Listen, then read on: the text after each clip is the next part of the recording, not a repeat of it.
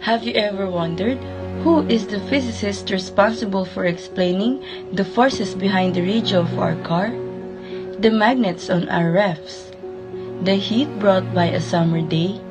Or the charge on a battery? Well, his name is James Clerk Maxwell.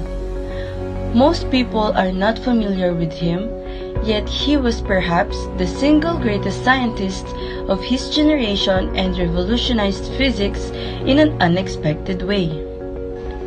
James Clerk Maxwell was born on June 13, 1831 in Edinburgh at 14 India Street. His parents are John Clerk Maxwell of Middleby, a Scottish advocate, and Frances Kay. His parents met and got married when they're into 30s, and his mother was at the age of 40 when Maxwell was born.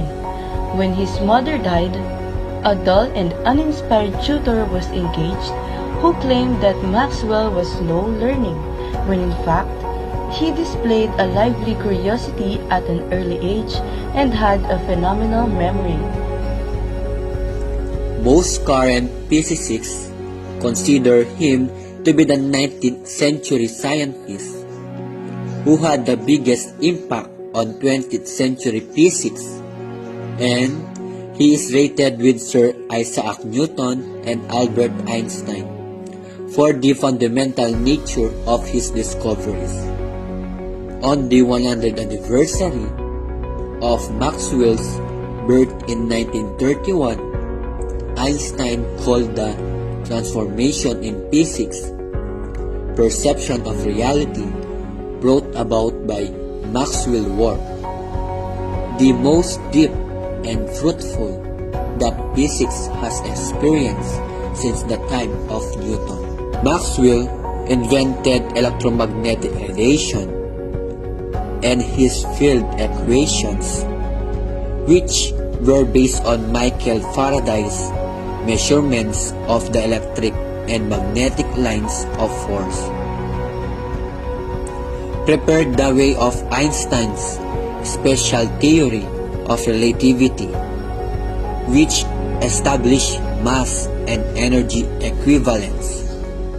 Maxwell's ideas also paved the way of the quantum theory, another key breakthrough in 20th century physics.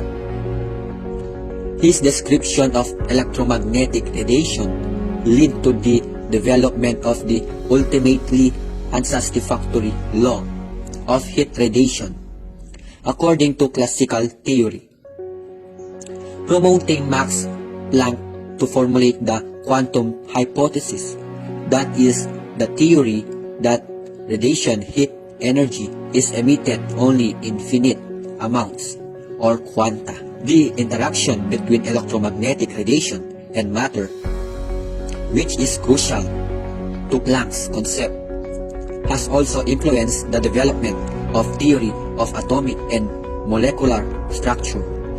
One of the first things that Maxwell did with the equation was to calculate the speed of an electromagnetic wave, and found that the speed of an electromagnetic wave was almost identical to the speed of light.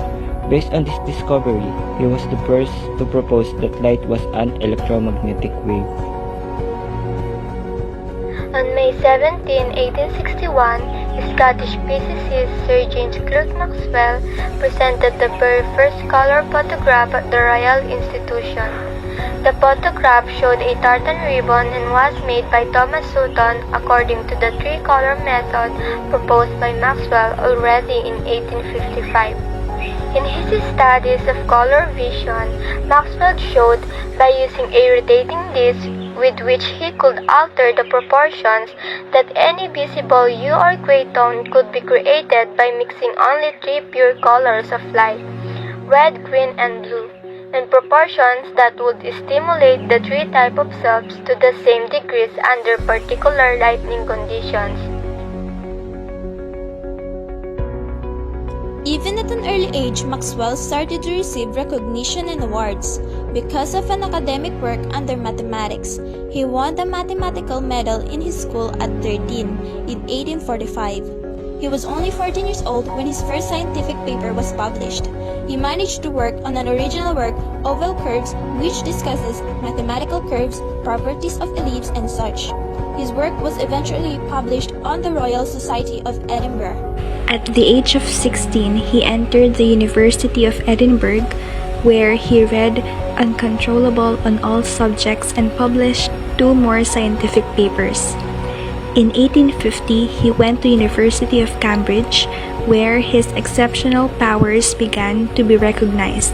His mathematics teacher, William Hopkins, reported that Maxwell was the most extraordinary man he had ever met, that it seemed impossible for him to think wrongly on any physical subject, but that in analysis he was far more deficient.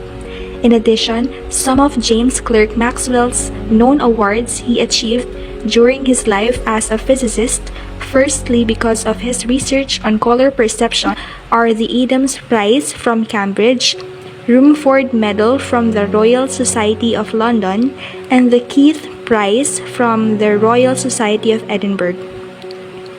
Meanwhile, here are some of Maxwell's quotations.